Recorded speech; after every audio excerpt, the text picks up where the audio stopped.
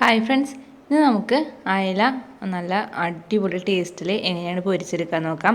അപ്പോൾ സാധാരണ മീൻ പോലെയല്ല അയല നമ്മൾ പൊരിക്കുമ്പോൾ ശരിക്കും ഉപ്പും മുളകൊക്കെ പിടിക്കാത്ത പോലെ തോന്നാറുണ്ട്.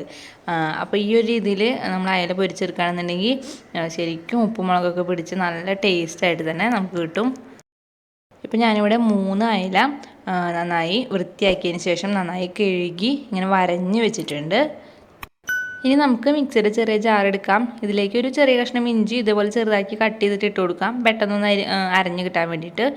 ഇതിലേക്കൊരു 6-7 വെളുത്തുള്ളിയുടെ അല്ലി ഇട്ട് കൊടുക്കാം. പിന്നെ വേണ്ടത് കാന്താരിമുളകാണ്. അപ്പോൾ അതൊരു 10-15 കാന്താരിമുളക് ഇട്ട് കൊടുക്കാം.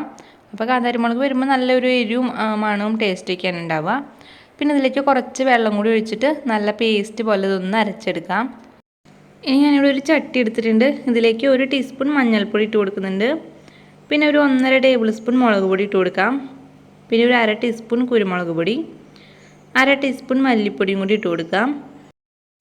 ഇനി ഇതിലേക്ക് നേരത്തെ അരച്ച് വെച്ചിട്ടുള്ള ഇഞ്ചി വെളുത്തുള്ളി പച്ചമുളകിൻ്റെ പേസ്റ്റ് ഇട്ട് കൊടുക്കാം. പിന്നെ ആവശ്യത്തിന് ഉപ്പും കൂടി ഇട്ടിട്ട് ഇത് നന്നായി ഒന്ന് മിക്സ് ചെയ്തെടുക്കണം. അപ്പോൾ മിക്സ് ചെയ്യാനായിട്ട് നമ്മൾ വെള്ളമല്ല എടുക്കേണ്ടത്, വെളിച്ചെണ്ണയാണ്. വെളിച്ചെണ്ണ ഒഴിച്ചിട്ടാണ് ഇത് മിക്സ് ചെയ്തെടുക്കേണ്ടത്. അപ്പോൾ ഞാൻ ഇതിലേക്ക് കുറച്ച് വെളിച്ചെണ്ണ ഒഴിച്ചിട്ടുണ്ട്. കുറേശ്ശെ വെളിച്ചെണ്ണ ഒഴിച്ചിട്ട് നമുക്കൊന്ന് നോക്കാം.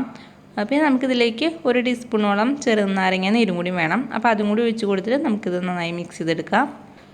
ഇവിടെ മസാല റെഡി ആയിട്ടുണ്ട്. അപ്പോൾ ഈ ഒരു തിക്കായിട്ടാണ് മസാല വേണ്ടത്. ഇനി ഇത് നമുക്ക് മീനിൽ നന്നായി ഒന്ന് പുരട്ടി കൊടുക്കാം. അപ്പോൾ മീനിൽ വരഞ്ഞ ഭാഗത്തും മീനിൻ്റെ ഉള്ളിലും ഒക്കെ തന്നെ നന്നായി ഒന്ന് പുരട്ടിയെടുക്കാം. നമ്മൾ മസാലയൊക്കെ പുരട്ടി കുറച്ച് നേരം വെക്കണം, എന്നാലാണ് ശരിക്കും ഇതിൻ്റെ ഉള്ളിൽ ഈ മസാലയൊക്കെ നന്നായി പിടിക്കുള്ളൂ. അപ്പോൾ ഞാനിവിടെ 1 മണിക്കൂർ ഫ്രിഡ്ജിൽ വെക്കുന്നുണ്ട്.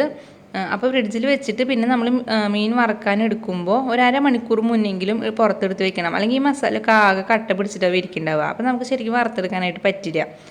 അപ്പോൾ നമ്മൾ എപ്പോഴാണോ വറക്കാൻ ഉദ്ദേശിക്കുന്നത് അതിൻ്റെ ഒരു 1/2 മണിക്കൂർ മുമ്പെങ്കിലും ഫ്രിഡ്ജിൽ നിന്ന് പുറത്തെടുത്ത് വെക്കണം.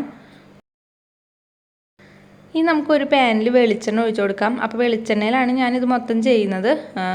മസാല എല്ലാം മിക്സ് ചെയ്യാനെടുത്തതും വെളിച്ചെണ്ണയാണ്, പൊരിച്ചെടുക്കാനും വെളിച്ചെണ്ണയാണ് എടുക്കുന്നത്. അപ്പോൾ വെളിച്ചെണ്ണ ഒന്ന് ചൂടായി വന്നു കഴിഞ്ഞാൽ നമുക്ക് മീൻ ഇതിലേക്ക് ഇട്ട് കൊടുക്കാം.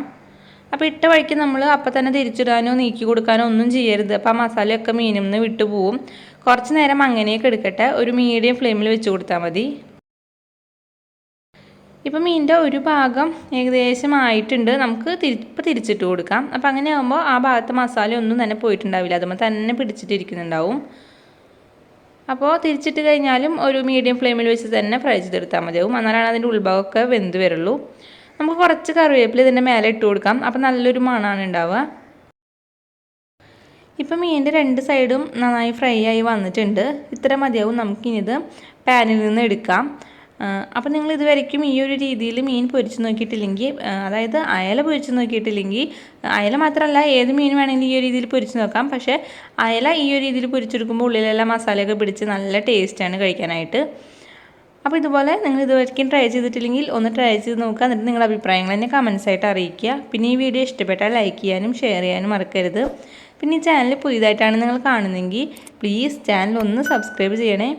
അപ്പോൾ ഇനി വേറൊരു വീഡിയോ ആയിട്ട് കാണാം. അതുവരേക്കും എല്ലാവർക്കും ബൈ.